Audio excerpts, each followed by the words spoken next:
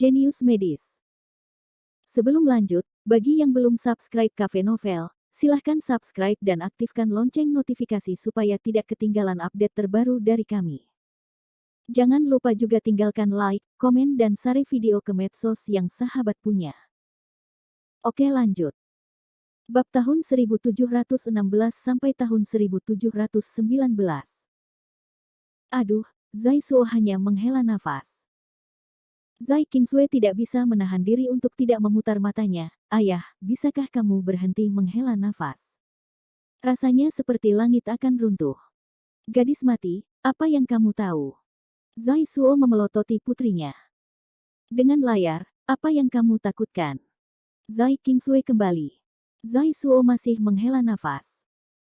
Pada saat ini, Yi Sui datang dan berkata sambil tersenyum, "Ya, dokter." Zai Qingsui benar. Mengapa Anda menghela nafas? Apakah Anda tidak percaya pada Li Shao? Nona Yi, saya hanya, Zai Suo bukanlah seorang pejuang. Dia hanya tahu sedikit tentang dunia pencak silat. Pada dasarnya, dia akan terguncang begitu orang lain mengatakannya. Ini adalah masalah saluran informasi. Apakah itu keluarga Yi di Provinsi Jiangsu? Fang Yue tiba-tiba memikirkan sesuatu, dan wajahnya sedikit berubah. Dia dengan cepat berbisik, "Beranikah kamu bertanya apakah wanita muda ini berasal dari Provinsi Jiangsu?" "Ya, siapa kamu?" Yi Sui menganggukkan kepalanya. Ruangan itu menarik napas lebih banyak, ekspresi wajahnya lebih hormat. "Telah melihat Nona Yi, saya tidak layak disebut. Aku bercanda. Kamu kenal Li Shao, tapi aku tidak berani mengambil keputusan." Yi Sui menggelengkan kepalanya. Hal ini membuat orang sedikit bingung. Fang Yue dan yang lainnya menoleh untuk melihat Jericho Li, berpikir karena dia, Yi Sui tidak berani mengambil keputusan. Mereka yang mengetahuinya dengan baik mengetahui bahwa keluarga Yi di Provinsi Jiangsu adalah keluarga pertama yang tak terbantahkan di daerah ini. Itu sangat kuat bahkan keluargaku mungkin tidak mampu mengatasinya. Sebagai putri dari keluarga Yi, Yi Sui sebenarnya menatap wajah Jericho Li. Berapa banyak wajah yang dimiliki orang ini? "Saya telah bertemu Li Shao," kata Guru Jiao dengan hormat. Jericho Li melambaikan tangannya, "Tidak, saya semua adalah kenalan. Saya tidak perlu bersikap sopan." Saat itu, Long Wanyu berlari mendekat, "Saudara Li." Gadis itu berlari dengan gembira, melompat-lompat, seperti burung pipit kecil, hampir melompat ke pelukan Jericho Li. Angsa liar Mo Ling terlihat waspada dan segera memblokir di depan. "Kamu juga di sini?" Jericho Li tahu dia akan datang. "Dan kakekku dan mereka." Mulut Long Wanyu penuh. Di belakang, Long Xiangyang, Long Changgeng, dan Long Yihao maju ke depan dan berkata dengan hormat, "Apa kabar, Li Shao?" "Bagus sekali." "Sama-sama." Jericho Li tersenyum dengan tenang. Melihat ini, beberapa pria bertubuh besar di sekitarnya berbisik. "Dengan baik. Bukankah ini lelaki tua dari keluarga Longjia di selatan Sichuan? Itu dia. Dia sangat menghormati seorang pemuda." "Siapa pemuda ini?" "Entahlah. Menurutku dia juga tuan muda dari keluarga kaya." Semua orang berspekulasi tentang identitas Jericho Li. Kecuali beberapa orang yang mengetahui identitas Jericho Li, sebagian besar dari mereka belum pernah bertemu Jericho Li. Ketika Fang Yue dan yang lainnya mendengar komentar orang-orang ini, mereka semua bingung. Dikatakan bahwa keluarga naga tidak cocok dengan keluargaku. Ruangan itu semakin berdengung, hampir kosong. "Li Shao," kata Long Changgeng.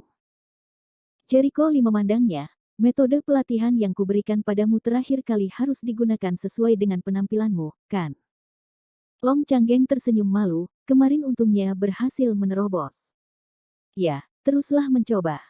Jericho Li memandang Long Yihao lagi, "Yah, tidak apa-apa." Long Yihao memeluk tinjunya dan berkata dengan penuh rasa terima kasih, "Itu berkat nasihat Li Shao, kalau tidak, aku tidak bisa mencapai level sekarang dalam hidupku." Hanya dalam beberapa bulan, dia menerobos dari periode akhir Kai Guang ke periode akhir Pigu, yang tidak berani dia pikirkan sebelumnya. "Kamu masih jauh, setidaknya kamu harus menjadi penguasa surga," kata Jericho Li sambil tersenyum santai. Mendengar kata-kata itu, Long Yihao terdiam. Tuan Surga. Tidak peduli betapa mudahnya, berapa banyak pejuang yang telah menghabiskan seluruh hidup mereka, dan mereka terjebak di periode akhir Pigu. Tingkat guru surgawi berbeda dari tingkat sebelumnya. Menembusnya tidak kalah sulitnya dengan naik ke surga. Yang bisa menerobos adalah naga dan phoenix pada manusia. Jika tidak, guru surgawi tidak akan menyendiri. Kamu tidak membutuhkan ekspresi seperti ini. Nanti aku akan memberimu nasihat, kata Jericho Lee dengan santai. Dia membantu seorang pria untuk menerobos guru surgawi di periode selanjutnya dari Pigu. Dikatakan bahwa dengan ramuan, Anda dapat menggunakan ramuan tersebut untuk menghancurkan ramuan emas, yang dapat membantu orang menerobos guru surgawi dengan kemungkinan besar. Namun meminum pil memiliki tingkat kegagalan tertentu. Tentu saja, dia punya beberapa cara untuk mengendalikan tingkat kegagalan ini. Cara penggunaan obat mujarab biasanya digunakan oleh orang-orang yang memiliki potensi budidaya yang kecil. Dia tidak pernah menyukai penggunaan obat mujarab untuk menerobos. Bagaimanapun, budidaya dari obat mujarab jauh lebih tidak solid dibandingkan budidayanya sendiri. Hanya saja Long Yihao tidak lebih baik dari Sun Qiang. Dia berusia lebih dari 30 tahun, dan dia tidak bisa berlatih dari awal seperti Sun Qiang menurut metode pelatihan yang diberikan oleh Jericho Lee. Di tangan satunya, itu cara paling tepat untuk menggunakan pil. Long Yihao sangat gembira dan berkata dengan penuh semangat, "Terima kasih, Li Shaochengkuan." Long Changgeng dan yang lainnya juga sangat gembira.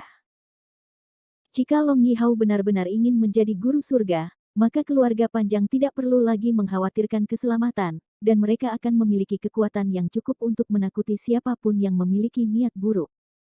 Yah, itu bukan karena Li Tianxi. Bukan keahlian mempersembahkan bunga kepada Buddha, kata Zhou Changgong dengan getir. Jericho Lee memandangi kerumunan itu, kamu pergi dan duduk di sana dulu. Aku akan pergi ke sana nanti. Bagus. Mereka mengangguk dan baru saja hendak pergi ketika mereka melihat Mocking berlari dengan marah. Dengan nada yang keras, mereka berteriak dan memarahi, bagaimana kamu bisa datang ke sini juga? Di sinilah kamu bisa datang. Ayo pergi. Jika kamu tidak pergi, kamu tidak akan bisa lari sampai tuan tuaku dan mereka datang. Long Xiangyang dan yang lainnya yang hendak pergi tercengang. Bagaimana situasinya? Zai Suo sepertinya memikirkan sesuatu dan berkata dengan cepat, Jericho Lee, kamu harus pergi secepat mungkin. Di sini sangat berbahaya dan kamu tidak bisa tinggal lama. Pergilah sekarang, tidak ada yang memperhatikan. Dia masih mengkhawatirkan Jericho Lee dan tidak ingin dia mendapat masalah, kalau tidak, dia tidak bisa menjelaskannya kepada Chang Xuande. Tidakkah menurutmu sudah terlambat untuk lari sekarang? Kulin tidak tahu dari mana asalnya, dan dia menyindir. Puflong Wanyu berkata sambil tersenyum, kamu seorang wanita. Apakah kepalamu patah? Bisakah saudara Li lari? Orang lainlah yang akan lari. Dengan baik. Dia menyinggung orang yang salah. Dia tidak akan lari sekarang. Dia tidak akan punya kesempatan untuk lari nanti. Kulin menghina. Potong. Long Wanyu berkata dengan sinis, aku pernah melihat orang bodoh. Aku belum pernah melihatmu sebodoh itu. Kamu. Kurin sangat marah. Jericho Lee mengerutkan kening dan menyela pertengkaran mereka. Wanyu, jangan bicara omong kosong dengannya. Sejak kakak Lee mengatakan itu, aku tidak ingin mengatakan hal yang sama padanya, kata Long Wanyu sambil tersenyum. Kulin sangat marah hingga giginya gatal. Singkatnya, dia tidak bisa lari sekarang. Siapa bilang aku akan lari? Jericho Lee mencibir, hanya orang tua yang ingin lari. Ucapan ini langsung menimbulkan keributan besar. Kulin sangat marah, brengsek, kamu berani menghina kakekku. Bab 1717. Wajah Mocking muram. Dia menghormati Kukian dari lubuk hatinya.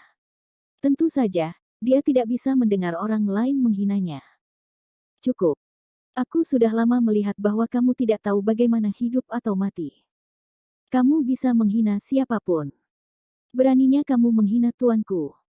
Aku benar-benar tidak tahu betapa mulianya dunia ini. Untuk pria sepertimu siapa yang sombong dan tidak mengetahuinya, bahkan jika lelaki tua itu menyia-nyiakan tangan dan kakimu, kamu layak mati. Begitu Jericho Lee tidak mengatakan apa-apa, Long Wanyu tidak bisa menahan diri untuk berkata, siapa kamu? Anda tidak punya hak untuk mengatakan itu tentang saudara Lee. Apakah tuanku sangat kuat? Itu lucu. Wanyu, jangan katakan itu, panjang Siang Yang mengerutkan kening. Kakek, aku benar. Kukian mengandalkan dukungan dari pemenggalan kepala harimau surgawi. Ketika dia kembali, kakak Lee membunuhnya. Apalagi yang bisa mereka banggakan. Long Wanyu tidak dapat mendengar siapapun mengatakan bahwa Jericho Lee salah. Bagus. Mo menumpahkan amarahnya dan menambah amarahnya, kematian akan datang, masih sombong sekali, Ling Yan, lihat pria baik yang kamu cari. Kamu tidak perlu berkomentar, Paman. Mo Lingyan tidak tahan dengan paman sombong ini. Ayo pergi. Mo Qing menarik Hua Rongrong dan putrinya pergi. Sepertinya dia sangat marah. Hua Rongrong sama sekali tidak suka melihat Jericho Lee. Melihat Jericho Lee pada saat ini, dia bahkan berani berbicara dan mencibir. Mo Caixian khawatir, menghela nafas pada beberapa orang, membenamkan kepalanya bersama mereka untuk pergi. Menunggu seseorang pergi, Zai Suo tidak bisa menahan senyum pahit. Jericho Lee, apa itu? Apakah Paman Zai menganggap aku sudah bertindak terlalu jauh? Jericho Lee tertawa.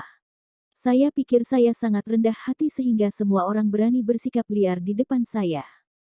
Tapi tidak setelah pertarungan malam ini. Zai Suo terdiam beberapa saat dan sakit kepala. Katakan sejujurnya, apakah Ye San Ye akan mendukungmu? Ha. Jericho Lee tercengang. Ha apa? Katakan sejujurnya. Zai Suo menatapnya. Long Wanyu terdiam. Paman Zai, apakah kamu tidak percaya dengan apa yang aku katakan terakhir kali? Saya mengatakan itu terakhir kali. Long Xiangyang menggelengkan kepalanya ke arahnya. Yang terakhir menyadari sesuatu dan menutup mulutnya. Yin Yao berpikir sejenak, dan berkata sambil tersenyum, Dokter Zai, menurutku matamu tajam. Ini adalah pertunjukan latihan seni bela diri pendahuluan. Tapi menurut saya Anda tidak tahu banyak tentang seni bela diri. Itu sebabnya kamu sangat meragukan Li Shao. Kamu benar tentang itu. Jika hal itu tidak terjadi kali ini, saya tidak akan mempercayainya, kata Zai Suo, tampak tak berdaya. Orang juga dapat memahami bahwa, bagi orang biasa, dunia seni bela diri terlalu jauh dari mereka, dan konsep hantu ada dalam pikirannya. Di ujung ini, meja itu penuh dengan tamu yang ramai. Di meja bundar besar, hanya beberapa orang yang duduk. Kukian sangat serius karena wajahnya tegang sepanjang malam. Orang-orang di meja mengobrol dengan hati-hati, karena takut Kukian akan marah jika dia mengatakan sesuatu yang salah. Saat ini, Kulin berlari dengan marah, kakek, bajingan itu datang. Siapa? Kukian membuka matanya dari keadaan memejamkan mata. Jericho Lee bajingan itu yang telah melukai 5 saudara laki-laki dan membantu Zai Qingsui menyakiti orang lain. Kulin mengertakkan gigi dan terus mengeluh, bajingan itu baru saja menghina kakekmu, aku benar-benar marah. Apa? Beraninya kamu menghina tuanku? Ini tidak fatal. Berani menghina tuan tuaku. Aku khawatir ini pertama kalinya aku berada di sini dan sekarang. Haha, aku benar-benar tidak tahu bagaimana menulis kata-kata mati. Dikatakan bahwa anak laki-laki itu sepertinya ada hubungannya dengan Li Tianxi. Mungkin karena Li Tianxi dia berani bersikap sombong. Tutut, bahkan dengan dukungan guru surgawi Li, kamu tidak bisa begitu sombong. Siapa tahu, mungkin masih muda, siapa yang belum muda. Anak ini, aku khawatir ini menyedihkan. Semua tamu di sekitar menjadi gempar, berbisik-bisik, dan suara mereka dipenuhi dengan rasa schadenfreude dan ejekan. Jelas sekali, dalam pandangan mereka, menghina Kukian adalah bunuh diri. Apakah anak laki-laki yang kamu katakan itu menyakiti Wenzu? Wajah Kukian tenggelam. Meskipun Ku Wenzu tidak mengatakannya kepada keluarganya, Kulin meneleponnya untuk memberitahunya secara pribadi. Pada saat itu, kemarahannya meledak, dasar anak laki-laki yang tidak mengetahui kehebatan langit dan bumi. Bawa dia ke sini. Saya ingin melihat apa yang bisa dia lakukan. Bahkan saya tidak memperhatikan orang tua ini. Tanda seru petik 2. Sekelompok orang di sekitar segera berebut menangkap Jericho Lee, berebut pusat perhatian untuk menunjukkan diri. Akan kulihat kemana lagi kamu bisa pergi. Kulin sangat bangga di hatinya. Dia telah melihat akhir yang menyedihkan dari Jericho Lee. Satu sisi peri warna tinta menunjukkan warna kekhawatiran, pada akhirnya atau tidak menolak, menarik selongsong kemiringan tinta. Mocking meliriknya, dan akhirnya ragu-ragu untuk mengatakan, orang tua, sebenarnya, anak laki-laki itu adalah pacar sepupuku. Begitu kata-kata itu keluar, Kukian mengerutkan kening dan menggelengkan matanya dengan marah. Mocking, jangan bilang kamu ingin aku melepaskan anak itu. Nada ini membuat hati Mocking bergetar dan menelan kembali kata-kata di mulutnya. Dengan cepat berubah, tidak, aku hanya berkata dengan santai. Yah, itu cara terbaik. Kukian tidak memperhatikannya. Mocking tidak punya pilihan selain menoleh ke putrinya, yang berarti aku tidak bisa menahannya. Jangan mengandalkan saya. Mo Chaixian menggigit giginya dan merasa tidak berdaya. Saya minta maaf. Ling Yan, bukannya aku tidak mau membantumu, hanya saja aku tidak bisa berbuat apa-apa. Ya. Ketika anak itu datang, dia lumpuh. Saat itu, dia menebus kesalahan Ai Hua. Rekening Wenzhou akan diselesaikan bersama. Kukian mengatakan ini dengan nada yang sangat galak. Semua orang sangat terinspirasi, dan sebuah ide muncul di benak mereka. Tidak masalah siapa yang mencoba membujuk. Kukian serius. Tak lama kemudian, beberapa pria besar yang mengikuti keluargaku mendatangi Jericho Lee. Apakah kamu yang memprovokasi nonaku? Beberapa orang langsung mengabaikan orang lain yang ada di tempat kejadian. Mata mereka menatap Jericho Lee karena takut orang itu tiba-tiba lari. Wajah Mo Lingyan berubah. Apa yang ingin kamu lakukan dengan Jericho Lee? Minggir. Wajah pria bertubuh besar muram dan dingin. Jangan menghalangi jalan ke sini. Aku tidak akan menyingkir jika aku tidak menjelaskannya. Tidak ada rasa takut di wajah angsa liar. Oh, bukankah gadis kecil itu masih marah? Seorang pria besar sedang mencibir. Ini bukan rumahmu. Kamu yang memutuskan. Tuanku menelepon untuk menemui bocah itu. Jika kamu tidak ingin mendapat masalah, menyingkirlah. Orang itu lagi, Mo Lingyan mengerutkan kening. Zai Suo juga merasa sangat tidak nyaman. Jericho Lee, kamu tidak mendengarkan mereka pasti baik padamu. Benar, Mo Qingsu mengangguk, kakak ipar, menurutku mereka punya niat buruk. Saya tidak peduli apakah mereka bermaksud baik atau tidak, kata Jericho Lee dengan tenang. Wah, berisik sekali. Aku akan lihat apakah kamu masih bisa berbicara sebanyak itu di depan tuanku, balas salah satu pria bertubuh besar itu. Mo Qingsu memikirkannya dan berkata, kakak ipar, jangan pergi. Bukankah tuanmu ada di sini? Biarkan dia menangani orang tua jahat itu. Bab 1718. Dia mendengar bahwa Jericho Lee memiliki seorang guru, dan dia sangat kuat. Saat ini, keluargaku menekan terlalu keras. Dia sangat berharap Li Tianxi dapat menahan tekanan agresif dari keluargaku dan membunuh mereka. Pria bertubuh besar bahkan lebih menghina. Anak laki-laki itulah yang dipanggil untuk ditemui oleh tuanku, bukan Li Tianxi. Tidak ada gunanya membiarkan Li Tianxi datang. Orang besar lainnya sama sekali tidak menganggap serius Tianxi Li. Serius. Jericho Lee tidak tersenyum. Jika Li Tianxi benar-benar ada di sini, kamu akan berlutut di atas sudah lama sekali. Ya. Maka kamu harus mengeluarkan Li Tianxi. Sisi lain meremehkan. Saya Li Tianxi. Jericho Lee dengan nada mencemooh berjalan langsung ke meja Kukian. Kerumunan langsung terkejut.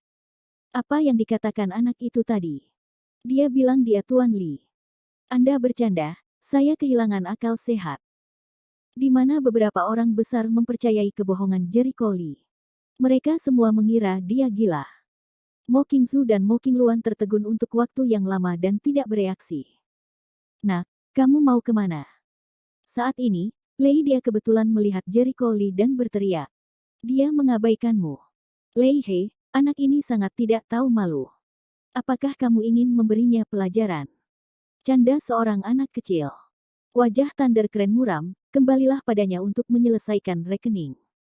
Tapi kemana dia pergi? Lei Song tampak bingung. Sepertinya itu adalah arahan dari tuan tuaku. Apakah dia akan menemukan masalah tuan tuaku? Tidak ingin hidup. Orang lain mencoba melarikan diri, tapi dia begitu baik sehingga dia berinisiatif untuk naik dan mati, cibir Lei. Hanya saja tuanku yang tua telah menanganinya, dan saya tidak perlu mencari seseorang untuk menanganinya. Di sisi meja bundar, Kulin melihat Jericho Lee datang ke ujung ini dan langsung berteriak, "Kakek, itu bajingan. Apakah itu anak laki-laki itu?" Mata dingin Kukian menatap Jericho Lee, dan dia langsung marah dan berkata, segera berguling, berlutut dan bersujud untuk berterima kasih. "Aku tidak akan membiarkanmu mati." Di belakangnya berdiri Tuan Chao dan Sue Hengtian. Mereka sudah memberitahunya bahwa Jericho Lee mungkin adalah murid Li Tianxi. Itu sebabnya dia sangat marah pada Jericho Lee. Dia percaya bahwa selama dia memindahkan anak itu, Li Tianxi akan muncul. Jericho Lee mendatangi Kukian tanpa ekspresi di wajahnya. Dia menarik sudut mulutnya dan berkata dengan acuh tak acuh, "Apakah ku tua? Sungguh suatu prestise, bukan? Jika kamu tidak memberikan begitu banyak kontribusi di paruh pertama hidupmu, kamu akan bercampur dengan mereka. Orang-orang dari Sekte Jiwa Hitam. Apakah kamu pikir aku akan membiarkan kamu berdiri di sini? Bajingan. Beraninya kamu berbicara begitu banyak." Kukian sangat marah saat itu juga. Tapi Jericho Lee tidak tersenyum. "Situ Manlong sopan ketika dia melihat saya. Apa yang kamu? Itu bukan karena kamu sudah cukup umur untuk pergi ke peti mati dan berbaring. Anda sudah tua, dan Anda memiliki wajah untuk melihat saya. Anda tidak tahu malu, yang mungkin menggambarkan kata-kata kasar Anda, biarkan seluruh penonton menuangkan udara dingin. Apakah orang ini gila? Beraninya kamu berbicara kasar kepada tuanku, apa yang dia katakan? Apakah si Manlong harus bersikap sopan saat bertemu dengannya? Aku merasakan halusinasi di telingaku, bukan? Apakah anak ini mengira tuannya adalah Li Tianxi, jadi dia bisa berbohong dengan mata terbuka? Kecuali beberapa orang yang mengetahui identitas Jericho Lee, mereka semua mencibir. Kata-kata Jericho Lee terlalu sombong. Bagaimana bisa seseorang menjadi begitu sombong? Oh, tidak tahu malu. Kakek situ, apakah kamu pantas memanggilnya dengan nama depannya? Kurin akan meledak. Hahaha. Kukian tertawa terbahak-bahak, seolah dia mendengar lelucon paling lucu di dunia. Nak, kesombongan harus membayar harganya. Ya, kesombongan memang harus membayar harga, karena kamu adalah orang yang sombong. Jericho Lee mencibir dan berbalik untuk pergi, mengabaikan amarahnya. Sikap ini tidak hanya membuat Kukian marah, tetapi juga membuat banyak pria bertubuh besar menjadi tenang dan mengejang. Namun, di tengah kerumunan, ada orang-orang yang menerima begitu saja. Bagi orang lain, saya tidak percaya, tetapi bagi saudara Lee, itu pasti benar. Long Wanyu mendengus. Ya, Yisue mengangguk sambil tersenyum, saya dan orang awam lainnya tidak akan pernah tahu kekuatan Li Shao. Ini membuat Mo Qingzu dan Mo Qingluan tetap tinggal. Apakah Jericho Lee benar-benar kuat? Aku tidak bisa melihatnya. Yesi. Jericho Lee membuka mulutnya dengan dingin, dan suaranya tidak terlalu keras, tapi itu anehnya Yesi, yang tidak ada di aula, mendengarnya. Itu adalah suara dewa. Yesi bergegas ke aula dengan tergesa-gesa, memperhatikan Jericho Lee dan berlari dengan penuh semangat. Li Shao, apa yang bisa saya lakukan untuk Anda? Biarkan Ye Zhengqiong mengatur orang untuk pergi ke puncak Yunlan. Sudah larut malam. Jericho Lee berkata dengan ringan. Baiklah. Yesi bergegas keluar dari hotel. Jericho Lee berbalik dan berjalan ke arah Mo Lingyan dan yang lainnya. Ayo kita pergi ke Yunlan Feng dulu. Bagus. Tidak peduli apa yang dipikirkan orang-orang besar di aula, mereka pergi seolah-olah tidak ada orang lain yang tertinggal di bawah pengawasan semua orang. Dasar bajingan. Kukian sangat marah dan menamparkan meja dengan marah. Bang. Suara mengejutkan itu membuat hati banyak orang berdebar kencang. Kakek, tenang saja. Tidak ada gunanya marah pada orang seperti itu. Jangan marah pada tubuhmu, Kulin menghibur. Ya. Anak itu sangat sombong karena dia memiliki guru surgawi sebagai gurunya. Akun ini harus dipulihkan oleh kakek Gong. Ku Qian benar-benar marah. Jika dia tidak tua dan lemah, dia akan mencabik-cabik Jericho Lee. Di sini, Ye Zhenqiong dan orang lain yang menerima pesan dari Ye Si datang ke aula dengan tergesa-gesa. Di mana Li Shaoren? Mata Ye Zhenqiong mengamati bolak-balik di aula, mencari sosok Jericho Lee, hanya untuk menemukan bahwa tidak ada seorang pun sama sekali. Kita harus pergi ke puncak Yunlan dulu, jawab Ye Si. Hati Ye Zhenqiong sedikit kecewa, tapi dia tidak terlalu sedih. Lagi pula, orang-orang akan datang, bukan? Anda dapat melihatnya nanti. Tuan Hu, Tuan Lian, mari kita atur agar Anda pergi ke Yunlan Feng dulu, kata Ye Zhenqiong. Dia naik ke platform yang sudah dibangun dan mengambil mikrofon. Semuanya, tolong dengarkan aku. Adegan itu tiba-tiba menjadi sunyi, dan semua orang berbalik untuk melihatnya. Pertempuran yang menentukan terjadi di puncak Yunlan. Perjalanan masih panjang, tapi belum terlalu jauh. Sudah larut. Tolong pindahkan puncak Yunlan. Kerumunan segera keluar dari hotel dan naik bus. Iring-iringan mobil yang perkasa menuju ke tempat pemandangan kereta gantung tempat puncak Yunlan berada. 1 jam kemudian, konvoi sampai di tempat tujuan.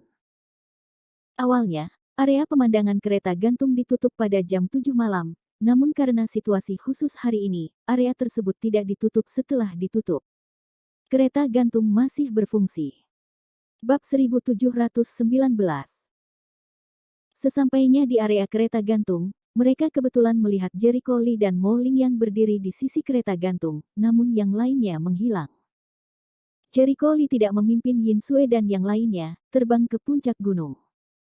Sebelumnya, dia melakukan itu karena Mo Qingzu dan Mo Caixian bukanlah pejuang. Bahkan jika dia melakukan itu, dia tidak mengerti jalannya. Kali ini, jika dia melakukan ini, dia akan bisa mengatakan yang sebenarnya dengan kekuatan Long Yihao dan yang lainnya. Dia tidak ingin mengungkapkan bahwa dia adalah seorang paranormal sedini ini. Jadi setelah yang lain naik kereta gantung, tidak ada tempat tersisa, jadi mereka tetap di bawah dan menunggu. Kerumunan yang ramai naik kereta gantung satu demi satu.